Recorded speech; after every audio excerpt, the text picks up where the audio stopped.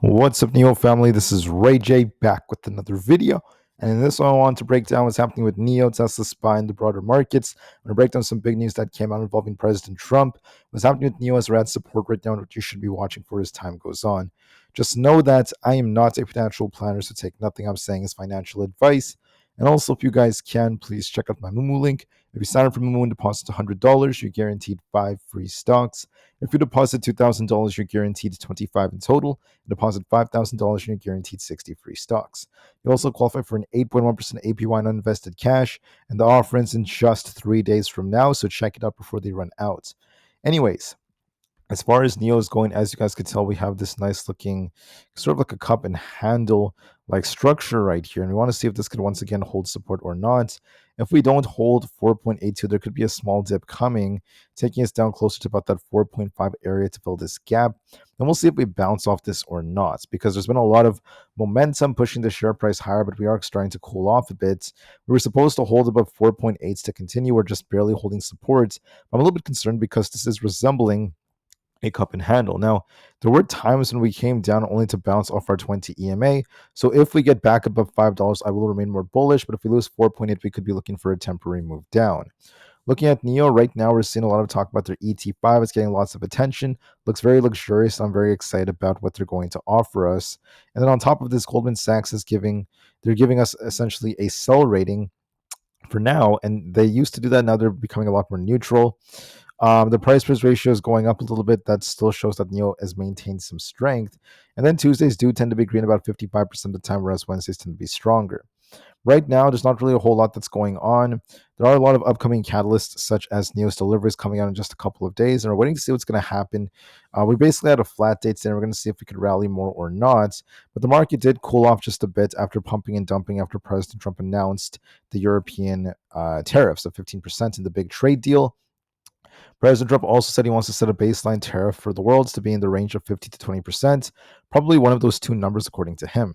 He also mentioned that he's going to be setting a tariff for essentially the rest of the world. And he said that you can't just sit down and make 200 deals, which is why they want to do that for now to incentivize those deals. And then once again, it's going to take them some time. But he does believe that if countries want to do business with the U.S., they have to pay up, in his view.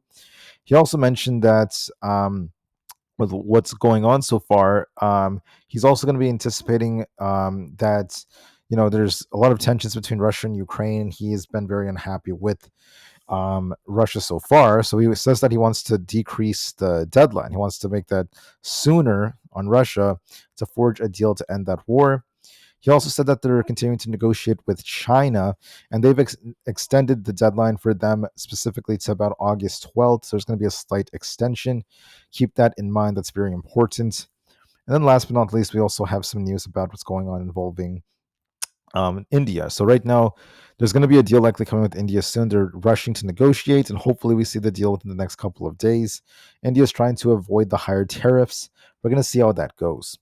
For tomorrow, we have SoFi and PayPal announcing their earnings. Then we also have some economic data at 10 a.m. We have some jobs numbers.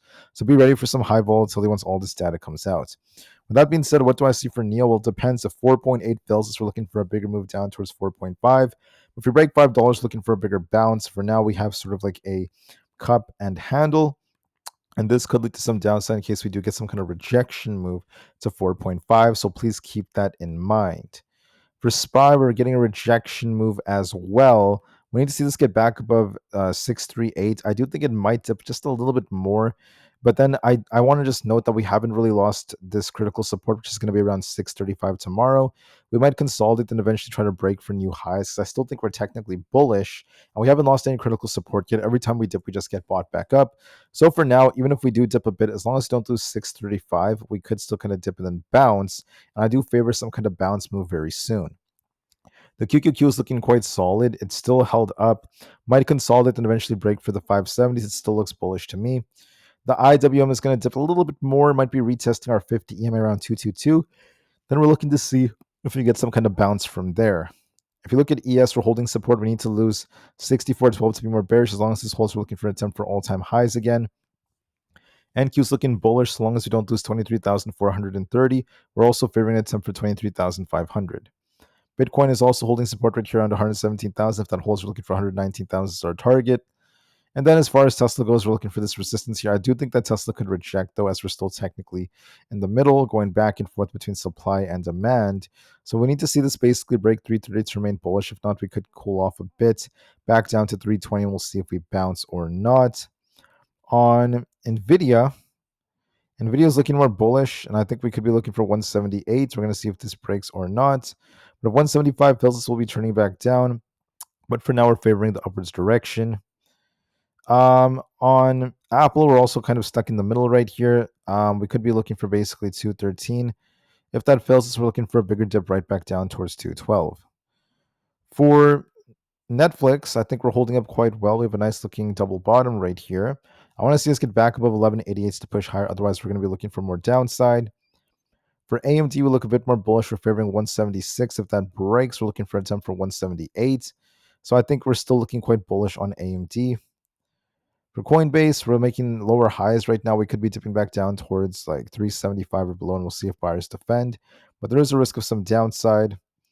Amazon's consolidating. It could be dipping back down towards 231, and we're going to see if buyers defend. Meta is also consolidating right here. We're going to see if we hold 713 or not. Otherwise, we're looking for the 720s. Google also is looking kind of flat here. It could be dipping back down to 190. We'll see if buyers defend or not. And then Microsoft, I think, is holding up quite well. As long as we don't lose 511, we're looking for an attempt for basically 515. Once again, I think it's holding up quite well. With that being said, I think that we're holding up very, very nicely. The VIX is looking a bit more bearish as the market remains more bullish. So for now, I think we're holding up quite well. So that being said, I do think that the market could consolidate around here, but then I'm looking for a big bounce again. I think we ultimately will try to go back up for the all-time highs. I hope that helps NIO bounce. I'm a little concerned about this cup and handle like structure. We're showing a little bit of weakness. If we can't hold 4.8, we're looking for a retest of these lows here. So hopefully we kind of come down and bounce, and we'll see how it goes.